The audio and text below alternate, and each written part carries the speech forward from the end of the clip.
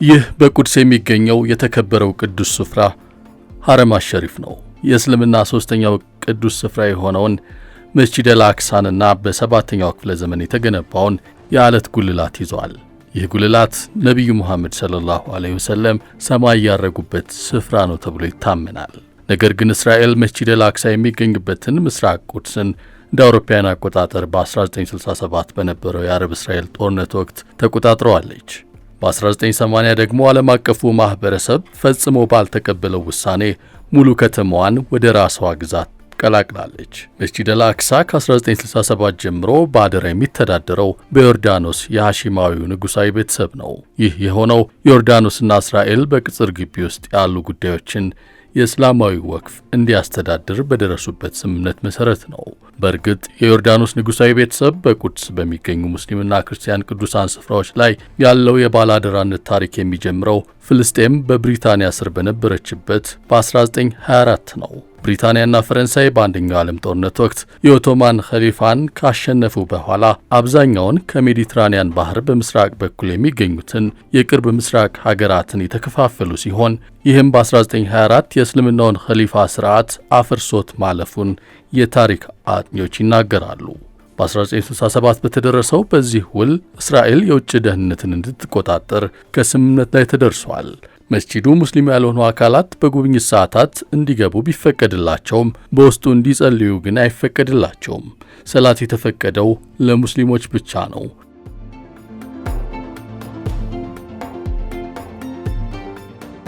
ይሁን እንጂ ባለፉት ዓመታት ተደጋጋሚ ሙከራዎችን ሲያደርጉ ቆይተዋል። የእስራኤል ባለሥልጣናት ሰርክ ወደ ቅጽሩ ገብተው ትንኮሳ በሚፈጽሙበት በዚህ ስፍራ ባለፉት ሳምንታት ደግሞ የትንኮሳ አጋር ያገኙ ይመስላል። የእስራኤል አጋር ሆና የመጣችው አዲስ ሀገር አይደለችም። በኢራን እስላማዊ ሪፐብሊክ በጣምራ ጥቃት የሰነዘረችው አሜሪካ ነች። አሁን አሜሪካና እስራኤል እየሰሩት ነው የተባለው ጉዳይ ዮርዳኖስ በቁድስ የሚገኘው ታሪካዊውን መስጂድ አልአቅሳ ግቢ የመጠበቅና የማስተዳደር መብቷን ለመንጠቅ የሚደረግ ነው። አስተዳደሩ ከእስራኤል ጥቅሞች ጋር ይበልጥ እንዲጣጣም እየሰሩ መሆኑም ተነግሯል።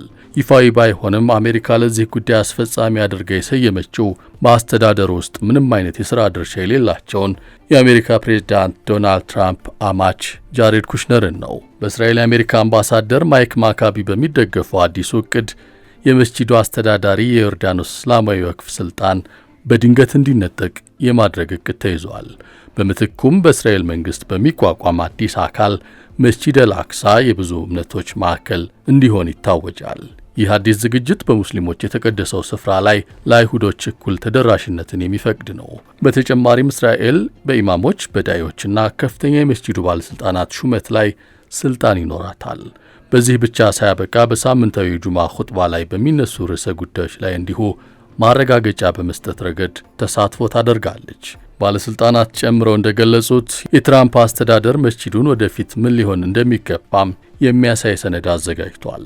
አስተዳደሩ መስጂዱ የእስልምና መገለጫው እንዲገፈፍና ስፍራው ሦስቱንም አብርሃማዊ ሃይማኖቶች የሚያስተናግድ የቱሪስት መስህብ ሆኖ እንዲቀየርም ፍላጎት አሳድረዋል። የትራምፕ አስተዳደር ሰነድ ላይ እንደሰፈረው የአረብ ሀገራት በአቅሳ መስጂድ ግቢ ላይ በፈረቃ የመቆጣጠር ስልጣን ሊሰጣቸው ይችላል። ባህሬን፣ ግብፅ፣ ሞሮኮና የተባበሩት አረብ ኤምሬትስ ስለ አሜሪካ የውሳኔ ሐሳብ ማብራሪያ ተሰጥቷቸዋል። ከአረብና ሙስሊም ሀገሮች መካከል የቀረበውን የውሳኔ ሐሳብ እንደምትቃወም አሳውቃለች የተባለችው ከዮርዳኖስ ጋር ጥልቅ የታሪክና ጠንካራ ጥምረት አላት የምትባለዋ ሳውዲ አረቢያ ብቻ ነች። በእርግጥ ጉዳዩ አሁን ገሃድ ቢወጣም እስራኤል ይህን ሐሳብ መጀመሪያ ለትራምፕ ያቀረበችው ከ10 ዓመታት በፊት ነበር። ከኩሽነር ጋር የተጣመሩት የእስራኤል አምባሳደርም ባለፈው ዓመት የአሜሪካ አምባሳደር ሆነው ከተሾሙ በኋላ ዋሽንግተን እቅዱን እንድታስፈጽም በተደጋጋሚ ጥሪ እያቀረቡ ሰንብተዋል። ይህ የአሜሪካ መልእክተኛ በወረራ በተያዙት የፍልስጤም ግዛቶች ውስጥ የሚገነቡትን ሕገወጥ የእስራኤል ሰፈራዎችን በጽኑ የሚደግፉ ግለሰብ ናቸው። የእነ አሜሪካን እንቅስቃሴ የተገነዘቡት የዮርዳኖስ ባለሥልጣናት ዝምታን አልመረጡም። ይህን አለማድረጋቸው ደግሞ የአሜሪካ ባለሥልጣናትን ማበሳጨቱ እየተነገረ ይገኛል። በተያዘው ወር እንኳን የዮርዳኖስ ፓርላማ እስራኤል በመስጂድ አልአቅሳ አቅራቢያ የሚገኙ የፍልስጤማውያንን ንብረቶችና እስላማዊ ማዕከላትን ለመያዝ የምታደርገውን እርምጃ አውግዟል። የዮርዳኖስና የፍልስጤም ባለሥልጣናት እንደሚሉት የቀረበው አዲስ ዕቅድ እስራኤል በነቢዩ ኢብራሂም መጠሪያ አልኸሊል በመባል በምትጠራው ሄብሮን ውስጥ በሚገኘው የኢብራሂሚ መስጂድ ላይ ከተከተለችው ፖሊሲ ጋር ተመሳሳይነት አለው። እንደ አውሮፓውያን አቆጣጠር በ1994 በአንድ እስራኤላዊ ሰፋሪ ከተፈጸመው ጭፍጨፋ በኋላ የተጣሉት ገደቦች ውሎ አድሮ ስፍራው በሙስሊሞችና በአይሁዶች መካከል በይፋ እንዲከፋፈል አድርገውታል። ከጭፍጨፋው በኋላ ስፍራው በሙስሊሞች በክርስቲያኖችና በአይሁዶች ዘንድ የነቢዩ ኢብራሂምና የሌሎችም መካነ መቃብር ቢሆንም እስራኤል 63 በመቶውን ለአይሁድ አምልኮ 37 በመቶውን ደግሞ ለሙስሊሞች መድባለች።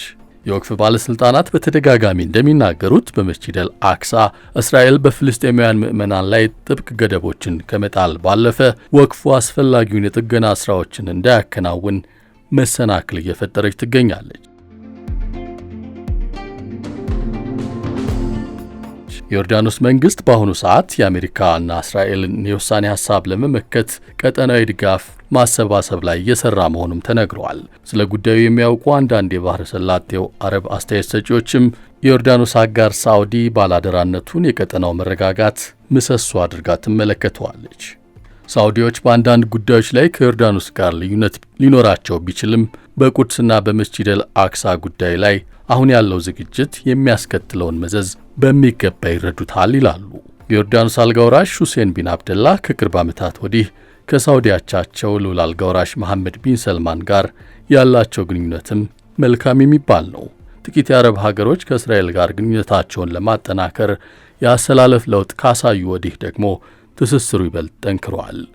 እንደ አውሮፓውያን አቆጣጠር በ2020 የአብርሃም ስምምነትን ከፈረሙ ወዲህ ኤሚሬትስና ባህሬን ከእስራኤል ጋር ያላቸውን የፖለቲካ የኢኮኖሚና የደህንነት ትስስር በከፍተኛ ሁኔታ እያሳደጉት ይገኛሉ። በተለይም አቡዳቢ ራሷን የእስራኤል የቅርብ የአረብ አጋር አድርጋ በመፈረጅ በንግድ፣ በቴክኖሎጂ፣ በኢነርጂና በመከላከያ ዘርፎች ትብብሯን አስፍታለች። በ2023 አረብ ኤሚሬትስ የካቶሊክ ቤተ ክርስቲያን፣ የአይሁድ ምኩራብና መስጂድን ያካተተ የራሷን የበርካታ እምነቶች ማዕከል አቋቁማለች። ጉዳዩ በዚህ መልኩ እየተራገበ ባለበት አንድ የአሜሪካ ባለሥልጣን ዋይት ሃውስ ዮርዳኖስን ከባላደራነት ሚናዋ ልታነሳት በንቃት እየሰራች ነው መባሉን ለማስተባበል አልሰነፉም። ነገር ግን በሌላ ጎን ባለፈው እሁድ በእስራኤል ብሔራዊ ደህንነት ሚኒስትሩ ኢታማር ቢንግቪር በሚመራው አክራሪ ቀኝ ዘመም የአይሁድ ኃይል በተባለው ፓርቲ በኩል አንድ ረቂቅ ቀርቧል። ይህ ረቂቅ በቁድስ በማንኛውም መስጂድ ውስጥ ያለ ፈቃድ ምንም አይነት የድምፅ ማጉያ ስርዓት መዘርጋትም ሆነ ሥራ ላይ ማዋል እንደማይቻል የሚደነግግ ነው። በዚህም በቁድስ በሚገኙ ሙስሊሞች ላይ ጫናው በተለያየ መልኩ የበረታ መስሏል። ይህ ጥንቅር የተሰናዳው በዋነኝነት በሚድል ኢስት አይ ዘገባ ላይ በመመስረት ነው።